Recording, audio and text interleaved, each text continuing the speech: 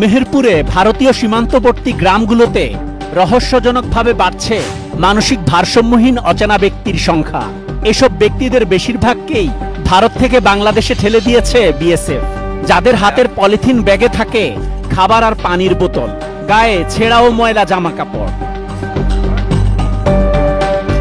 সবাই আসলে পাগল কিনা এ নিয়ে স্থানীয়দের মনে রয়েছে প্রশ্ন। তাছাড়া ভারত থেকে এত পাগল বাংলাদেশে কেন ঠেলে দিচ্ছে বিএসএফ? এর পেছনে প্রতিবেশী দেশ ভারতের ভিন্ন কোনো উদ্দেশ্য আছে কিনা সেটাও ভাবনার বিষয়। আর এই পাগলকে ওই 8 গেট দিয়ে পার করে দিয়েছে, দিয়ে ওকে দম ধরে দাঁড়ালো। আমি ওকে ডাকছি, ও লোক ঠুকো তাকাচ্ছি, এই ঢপটা মিলে আমাদের এই বাংলাদেশের মেশিনারি। আর এ হেঁটে চলে আসবে, আমরা এখানে ধরলাম, ধরে আমি তোকে মেরেছে, বলছে হ্যাঁ মেরেছে, পকা মেরেছে, বলছি দুঘা। স্থানীয়রা জানান, অপরিচিত মানসিক ভারসাম্যহীন লোকের অবাধ বিচরণে তাদের মনে আতঙ্ক বাড়লেও সরকারি সংস্থাগুলো নিষ্ক্রিয়।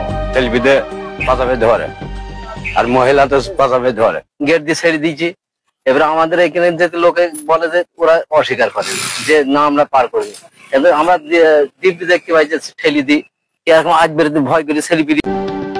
স্থানীয় এক কৃষক জানান, বিএসএফ যে ব্যক্তিদের জোরপূর্বক বাংলাদেশে ঠেলে দিচ্ছে তাদের কারো কারো শরীরে নির্যাতনের চিহ্ন স্পষ্ট, মুখে না বললেও চোখে মুখে আতঙ্কের ছাপ। আমরা বর্ডারের ধারে কাজ করি, সেই কৃষি কাজ করি, পাগলরা ভারতের বিএসএফরা মাছ ধরে করে ছেড়ে দেন, সেই সব পাগল এসে আমাদের গ্রামে এসে উপদ্রব করে। সীমান্ত এলাকার পাশাপাশি শহর অঞ্চলেও অচেনা মানসিক ভারসাম্যহীনের উপস্থিতি বেড়েছে আশঙ্কাজনকভাবে। মুজিবনগরের কেদারগঞ্জ বাজার, গৌরীনগর, গাংনী, তেরাইল কিংবা মেহেরপুর শহর, কোথাও বাদ নেই এই অচেনা ব্যক্তিদের আনাগোনা। প্রশাসনিক অফিসের সামনেও ঘুরে বেড়াচ্ছে এসব মানসিক ভারসাম্যহীন ব্যক্তি। সাধারণ মানুষের মাঝে এতে তৈরি হচ্ছে আতঙ্ক।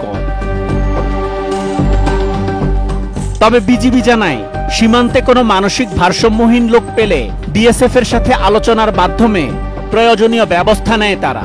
যে সকল মানসিক ভারসাম্যহীন ব্যক্তিকে আমরা টহল চলাকালীন সময়ে পাই, অথবা যদি কোনো ব্যক্তি আমাদেরকে জানায়, সেক্ষেত্রে তাকে আমরা আমাদের জিম্মায় নিয়ে এসে তার প্রাথমিক চিকিৎসা করা এবং তার সম্পর্কে প্রাথমিক যাচাই বাছাই করি।